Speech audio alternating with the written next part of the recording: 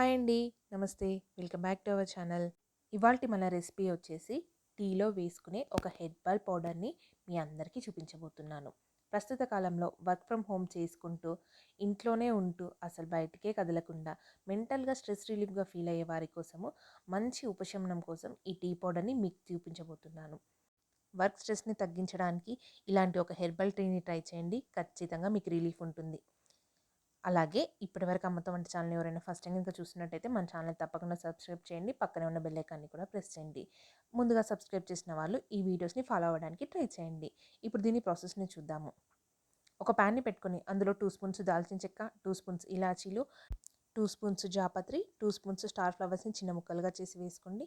అలాగే ఒక జాజికాయ, ఒక మరాఠీ మొగ్గ, 2 స్పూన్ల మిరియాలు, అలాగే 2 స్పూన్ల లవంగాలు.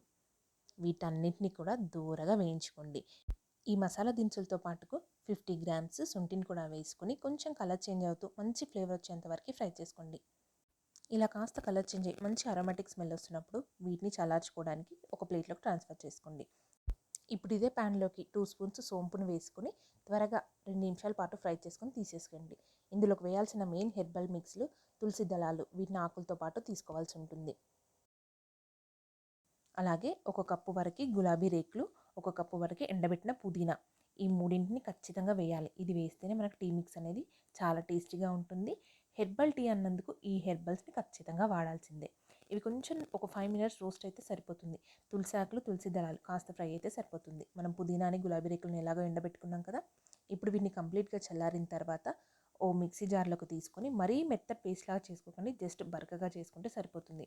మనం టీ ఫిల్టర్ చేసుకున్నప్పుడు స్ట్రైనర్లో ఆగిపోవాలి అంటే ఇలా కొంచెం బరకగా చేసుకుంటే సరిపోతుంది. ఇప్పుడు ఈ టీ పౌడర్ని యూజ్ చేస్తూ టీ పెట్టుకుందాము.